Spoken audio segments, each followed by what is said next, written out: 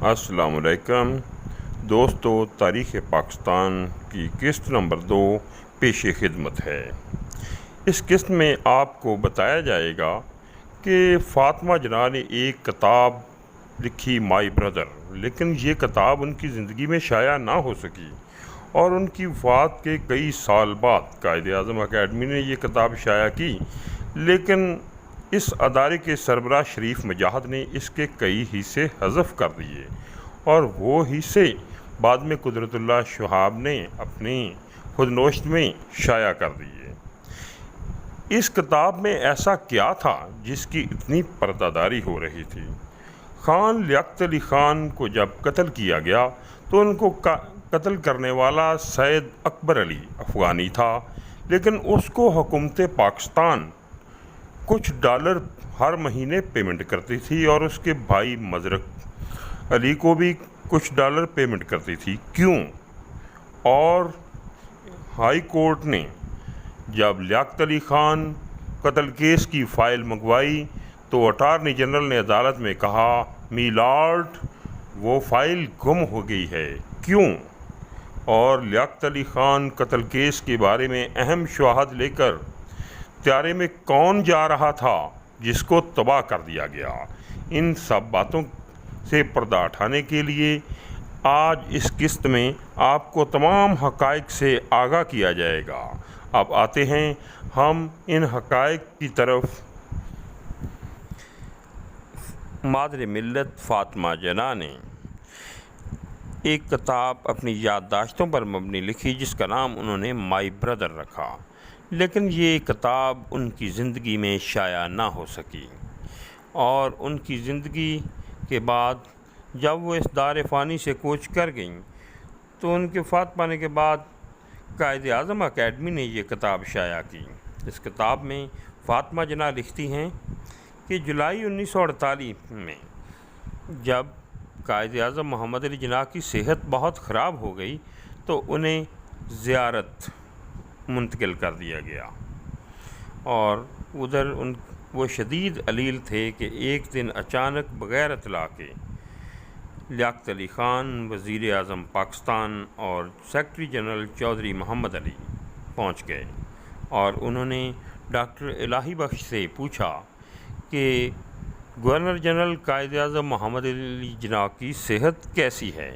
तो डॉक्टर इलाही बख्श ने कहा कि मुझे इधर मिस फ़ातिमा जना ने बुलाया है और उनकी इजाज़त के बगैर कायद-ए-आज़म की सेहत के मुतल्लिक़ मैं किसी को भी नहीं बता सकता।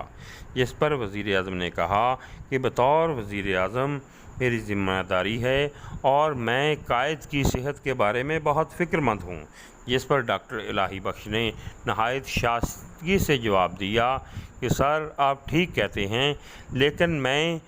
कायद या मिस फ़ातिमा जना की इजाज़त के बग़ैर उनकी सेहत के बारे में आपको कुछ नहीं बता सकता। ये मुलाकात अभी जारी थी कि फ़ातिमा जना मौका पर पहुंच गईं और उन्होंने वज़ीर आज़म की आमद के बारे में कायद-ए-आज़म मोहम्मद अली जिन्ना को आगाह किया तो उन्होंने कहा कि फ़ती, क्या तुम जानती हो कि ये लोग क्यों आए हैं? तो उन्होंने कहा नहीं। तो कायद-ए-आज़म मोहम्मद अली जिन्ना ने कहा कि ये लोग ये देखना चाहते हैं कि मैं कितना शदीद बीमार हूँ और कितना अरसा ज़िंदा रहूँगा। इसके बाद कायद-ए-आज़म ने कहा कि इनको मुलाकात के लिए अभी बुला लो, लेकिन फ़ातिमा जना ने कहा कि रात काफ़ी गुजर चुकी है, आप उनसे सुबह मिल लें, आपकी सेहत ठीक नहीं। लेकिन कायद-ए-आज़म मोहम्मद अली जिन्ना ने शदीद इसरार किया कि मैं उनसे अभी मिलूँगा, जिस पर उनकी मुलाकात वज़ीर आज़म से करवा दी गई। वो कुछ देर गपशप लगाते रहे तो कायद-ए-आज़म ने आदाब मेज़बानी निभाते हुए फ़ातिमा जना को हुक्म दिया कि तुम इनके साथ जाकर डाइनिंग रूम में खाना खाओ। जिस पर फ़ातिमा जना डाइनिंग रूम में वज़ीर आज़म ख़ान लियाकत अली ख़ान और सेक्रेटरी जनरल चौधरी मोहम्मद अली के साथ खाना खाने के लिए डाइनिंग रूम में आ गईं। डाइनिंग रूम में चौधरी मोहम्मद अली सेक्रेटरी जनरल का रवैया तो काफ़ी संजीदा रहा, लेकिन वज़ीर आज़म लियाकत अली ख़ान काफ़ी खुशगवार मूड में थे और काफ़ी पुरमज़ा बातें करते रहे। फ़ातिमा जना से ये बर्दाश्त ना हो सका تو وہ کھانا درمیان میں ہی چھوڑ کر اوپر چلی گئیں اور اپنے آنسو ضبط کرنے کی کوشش کی، جس پر قائد نے کہا، فتح تمہیں ہمت سے کام لینا ہوگا، اور اس کے بعد ملاقات کر کے وزیر اعظم اپنے سیکرٹری کے ہمراہ واپس چلے گئے۔ کچھ دنوں کے بعد اگست میں جب پہلا یوم آزادی آیا تو قائد اعظم نے اپنا بیان تحریر کروایا، لیکن حکومت نے پاکستان بنانے والے کے بیان کو چنداں اہمیت نہ دی، لیکن وزیر اعظم کا بیان بہت اعلیٰ طریقے سے شائع کیا گیا، اس کے پوسٹر چسپاں کیے گئے، بینر آویزاں کیے گئے، حتیٰ کہ ہوائی جہاز سے پرچیوں پر وزیر اعظم کا پہلے یوم آزادی پر بیان پر مشتمل پوسٹر پورے ملک میں گرائے گئے۔ قائد کی وفات کے بعد 2 سال تک فاطمہ جناح کو چپ رکھا گیا۔ جب بھی وہ تقریر کی کوشش کرتی تو مطالبہ کیا جاتا کہ تقریر پہلے تحریری طور پر لکھ کر دکھائیں، جس پر فاطمہ جناح تقریر کرنے سے انکار کر دیتے۔ 1953 میں پہلی دفعہ قائد اعظم کی وفات کے بعد فاطمہ جناح کو ریڈیو پاکستان پر تقریر کرنے کا موقع ملا تو ریڈیو پاکستان کے اس وقت کے انچارج زیڈ اے بخاری نے ان سے تقریر میں سے 2 جملے حذف کرنے کا مطالبہ کیا، لیکن فاطمہ جناح نے یہ 2 جملے حذف کرنے سے انکار کر دیا اور ریڈیو پاکستان پر اپنی پوری تقریر پڑھ کر سنائی۔ لیکن جب یہ تقریر نشر ہوئی تو اس میں وہ 2 جملے شامل نہیں تھے، جس پر جب فاطمہ جناح نے اعتراض کیا تو جواب یہ دیا گیا کہ بجلی کے خراب ہونے کی وجہ سے یہ ٹرانسمیشن میں تعطل آیا ہے، جس پر فاطمہ جناح نے کہا کہ ٹرانسمیٹر بھی بہت سمجھدار ہے، صرف انہی جملوں کو ٹارگٹ کیا جو نشر آپ نہیں کروانا چاہتے تھے۔ قائد کی وفات کے بعد کئی اہم فیصلے ہونا باقی تھے اور حکومت کی تمام بھاگ دوڑ وزیر اعظم لیاقت علی خان کے ہاتھ میں تھی۔ تو خان لیاقت علی خان نے ایک تو خارجہ پالیسی کا فیصلہ کرنا تھا اور دوسرا پاکستان کو آئین دینا تھا، کیونکہ ابھی تک پاکستان کے بارے میں کہا جاتا تھا کہ یہ زمین بے آئین ہے۔ تو سب سے پہلے تو خارجہ پالیسی کا فیصلہ اس طرح ہوا کہ امریکی صدر نے نہرو کو امریکی دورے کی دعوت دے دی، جس پر پاکستان کو ان دنوں میں روس کے صدر اسٹالن کی طرف سے دعوت مل چکی تھی، تو پاکستان نے اس دعوت کو قبول کر لیا۔ لیکن جب پاکستان کو امریکہ نے دعوت قبول کرتے دیکھا تو انہوں نے دیکھا کہ پاکستان اشتراکی ملک میں جا رہا ہے، تو انہوں نے لیاقت علی خان کو امریکہ کے دورے کی دعوت دی، جس پر امریکہ نے یہ دعوت قبول کر لی اور امریکہ کے دورے پر وزیر اعظم لیاقت علی خان کا بڑا پرتپاک استقبال کیا گیا۔ لیاقت علی خان کی ولولہ انگیز قیادت میں ان دنوں میں پاکستان نے کئی کارنامے سر انجام دیے۔ ان کا ذکر نہ کرنا ناانصافی ہوگی، کیونکہ یہ کارنامے لیاقت علی خان کی محنت کا نتیجہ تھے، جن میں سے پہلا سب سے بڑا کارنامہ تو یہ تھا کہ لیاقت علی خان نے صنعتی پالیسی کا اعلان کیا اور مغربی پاکستان میں کپاس کے اور ٹیکسٹائل کے کارخانے لگانے کا اعلان کیا اور ایسٹ پاکستان مشرقی پاکستان میں پٹسن کے کارخانے لگانے کا آغاز کیا، کیونکہ جب پاکستان اور بھارت کی تقسیم ہوئی تو پٹسن کے کل 106 کارخانے تھے جو سب کے سب انڈیا کے حصے میں آئے، اور کاٹن اور ٹیکسٹائل کی 394 فیکٹریاں تھیں، جن میں سے صرف 14 پاکستان کے حصے میں آئیں۔ تو قائد لیاقت علی خان کی اس پالیسی کے باعث چند سالوں میں کئی کارخانے ایسٹ پاکستان میں پٹسن کے اور ویسٹ پاکستان میں ٹیکسٹائل کے کارخانوں نے کام کرنا شروع کر دیا۔ اس کے بعد لیاقت علی خان کا دوسرا کارنامہ یہ ہے کہ 1950 میں ایک تقریب میں لیاقت علی خان نے تقریر کرتے ہوئے کہا کہ قیام پاکستان کے وقت پاکستان میں کوئی بینک نہ تھا،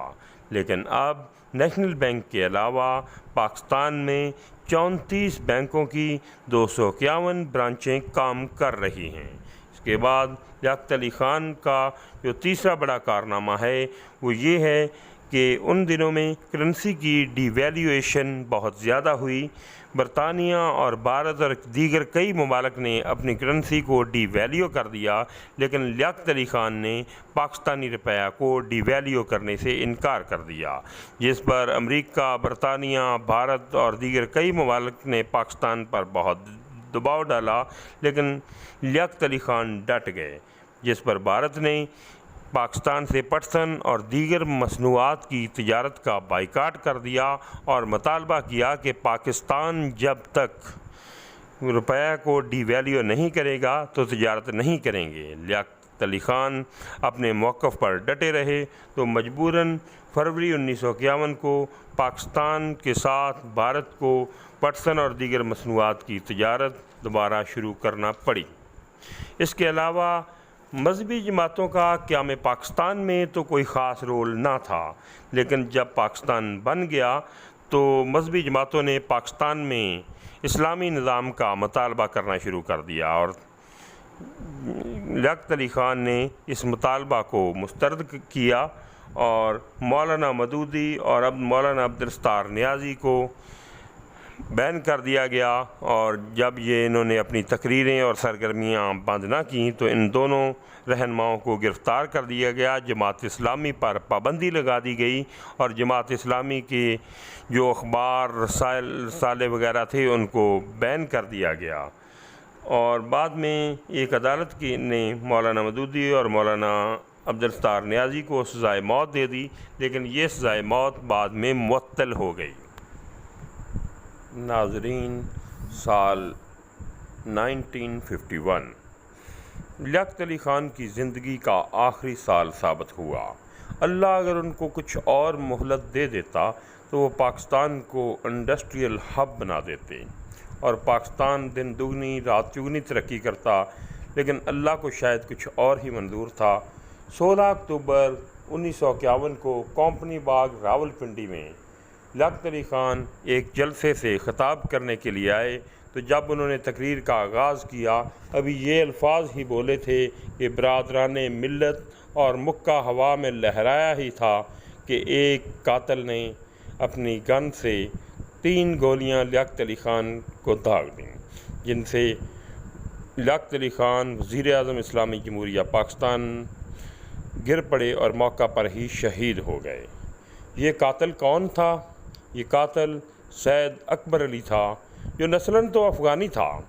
لیکن نامعلوم وجوہات کی بنا پر حکومت پاکستان اس قاتل کو $156 ماہانہ وظیفہ دیتی تھی، اور اس کے بھائی مظرق علی خان کو $224 ماہانہ وظیفہ